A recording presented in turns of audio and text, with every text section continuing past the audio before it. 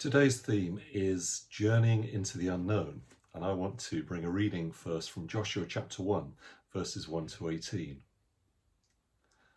After the death of Moses, the servant of the Lord said to Joshua, son of Nun, Moses' assistant, "Moses, my servant, is dead. Now then, you and all these people get ready to cross the river Jordan into the land I am about to give to them, to the Israelites. I will give you every place where you set your foot, as I promised Moses. Your territory will extend from the desert to Lebanon, and from the great river, the Euphrates, all the Hittite country to the Mediterranean Sea in the west. No one will be able to stand against you all the days of your life. As I was with Moses, so I will be with you. I will never leave you nor forsake you. Be strong and courageous, because you will lead these people to inherit the land I swore to their ancestors to give to them. Be strong and very courageous. Be careful to obey all the law my servant Moses gave you. Do not turn from it to the right or to the left, that you may be successful wherever you go.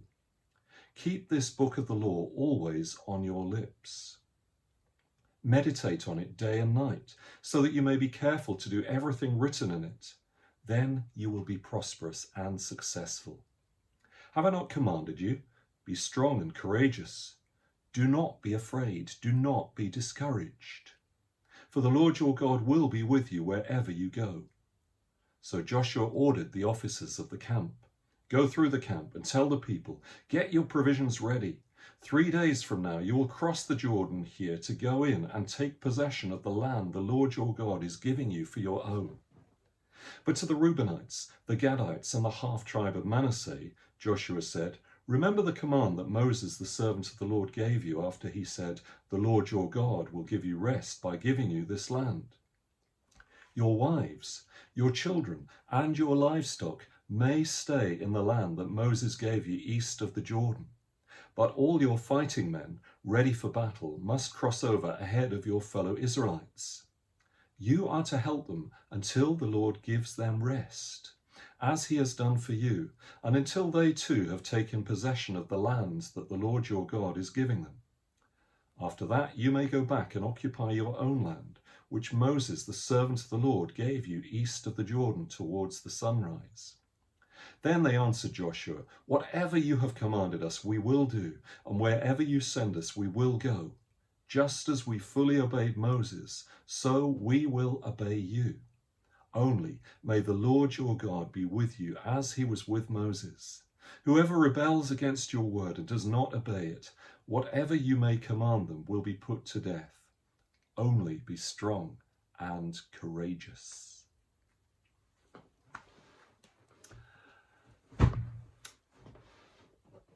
A long time ago, in a galaxy far, far away. Yes, today I want to talk about journeying into the unknown with the help of Joshua and Star Wars. Now, warning, there are plot spoilers ahead. But if you don't know by now, you ought to. The original Star Wars movie came out in 1977. And like some of you, I was there at the cinema watching it.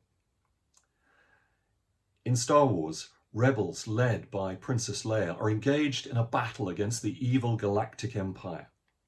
The Empire has built the ultimate weapon, a Death Star that can destroy entire planets.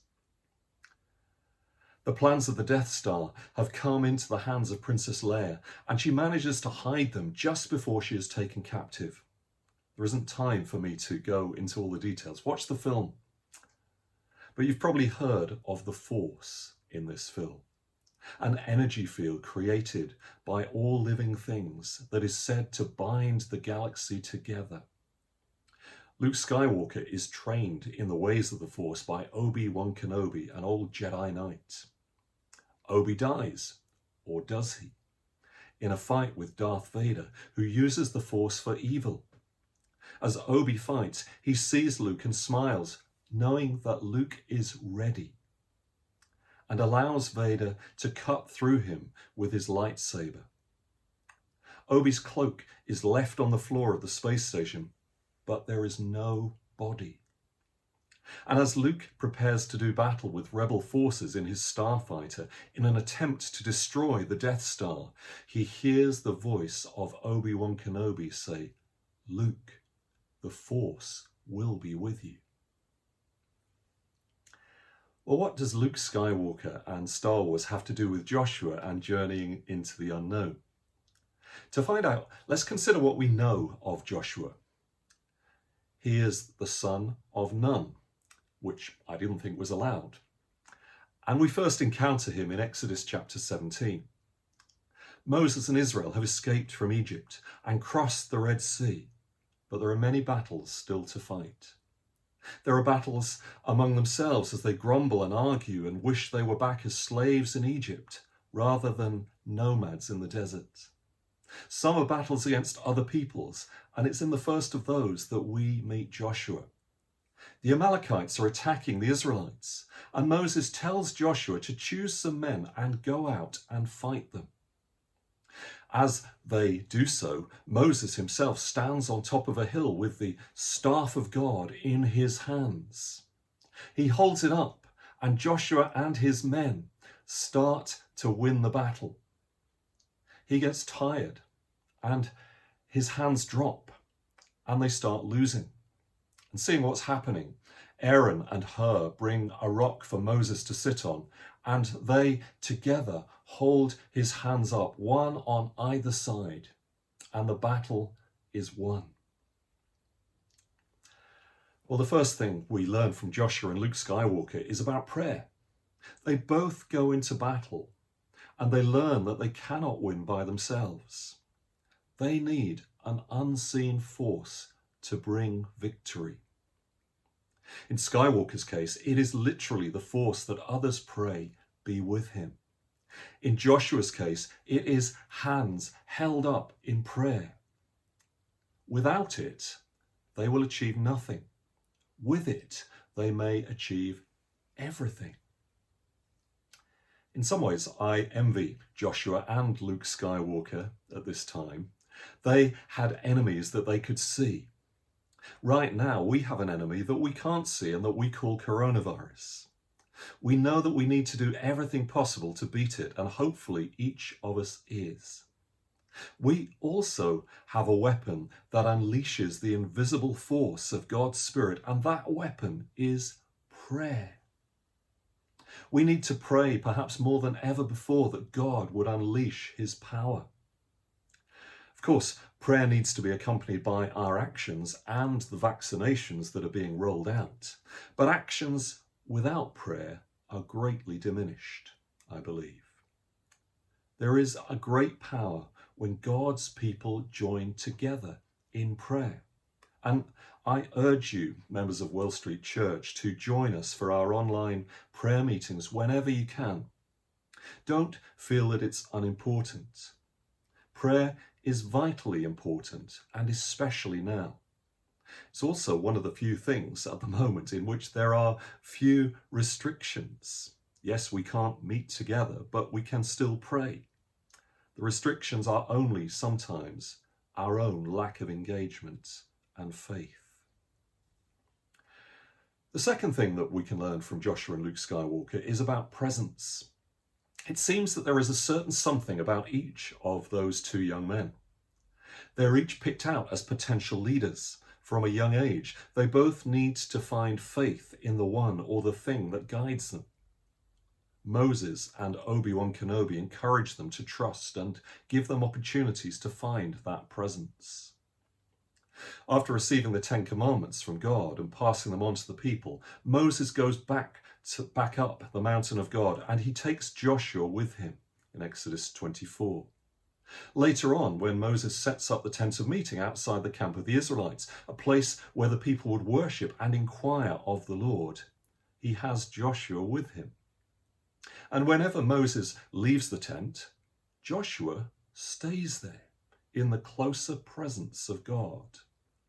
It seems that Moses wants Joshua to know the presence of God at close quarters. That if Joshua, can stay close to the Lord now, it will help him in his future battles. How are you staying close to the Lord? Often the way we do that is worshipping together with God's people. And we've been doing that today in our church, but worship isn't just about singing songs and feeling good. Rick Warren says that you are as close to God as you choose to be. How are you choosing to stay close? I think of the little book by Brother Lawrence, The Practice of the Presence of God. Brother Lawrence is a former soldier who chose to become a lay brother at the Carmelite Priory in Paris, and he was given a lowly position as a cook for the brothers. He could have seen worship as what he and the brothers did when they actually gathered together in prayer, with his work being a necessary evil. Instead, he chose to find God's presence in his work, in the kitchen, in the peeling of a vegetable, in the act of cooking, in the chores that went with it. Choose to find the presence of God in the ordinary, everyday things that you do. God is not only in the wind and the fire of lively worship songs. He speaks just as much in a still small voice as we go about what we normally do. So listen out for him and be in his presence. The third thing that I want us to learn from Joshua and Luke is about preparation. Each of them has someone take them under their wing to prepare them for future service. Luke, of course, has Obi-Wan Kenobi, who trains him in the way of the Force. And Joshua has Moses, who demonstrates to him the way of the Lord. They have mentors who model for them the way to go. As a church at Well Street, I think we have a pretty good record in mentoring. We've sent plenty of people out from this church as disciples. We've encouraged people to develop and to use their gifts. We've prepared people, young and older, to be leaders in the church. There is, though, no room for complacency. It's not just my work as pastor or Bev's work as youth worker, or Ellie's role as intern, or Katie's role as pastoral worker for the chapels. We all have a part to play in preparing others. 2 weeks ago, I looked at some of the do not be afraids that appear in the nativity stories.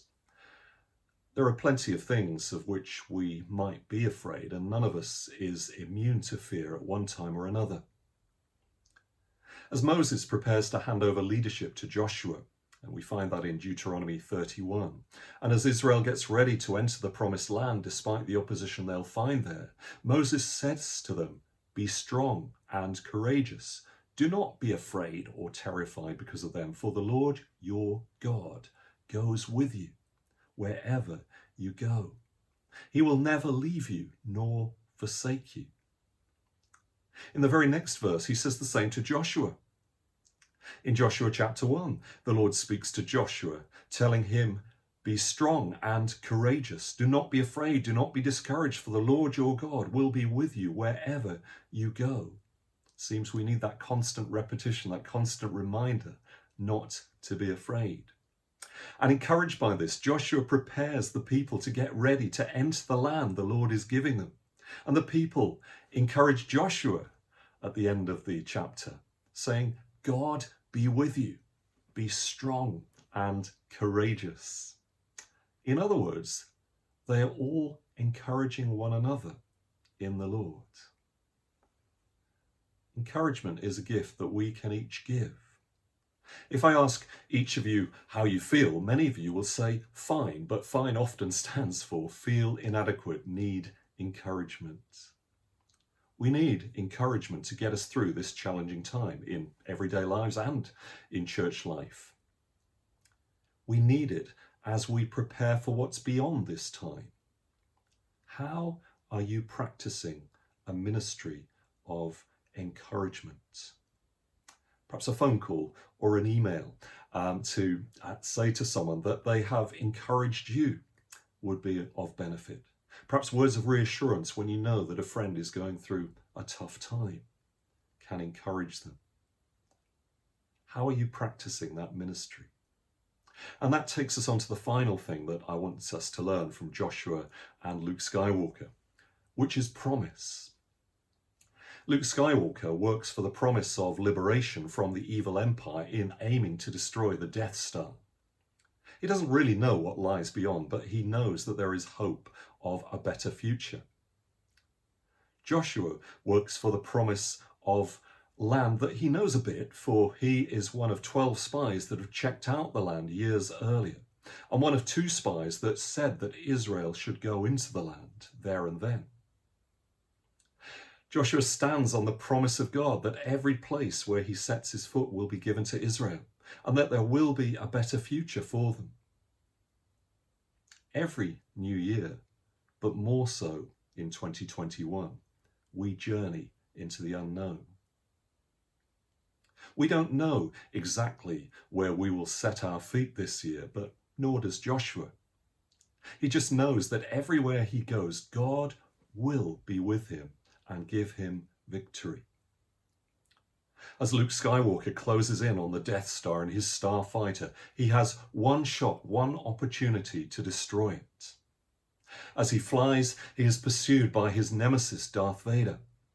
But he hears the voice as he goes of Obi-Wan Kenobi, his mentor, saying, "Use the Force, Luke." Switching off his targeting device, choosing not to rely upon that, he trusts instead in his instincts prompted by the Force, and he takes the shot. Final plot spoiler here.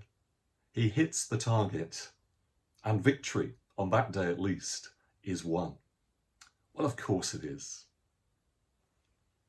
We may journey into the unknown in 2021, but we do so with the God who is known to us in Jesus Christ. And we have various forces at our disposal, the forces of prayer, of presence, of preparation, and of promise. We need to use them and to rely on the Lord. May the Lord be with you.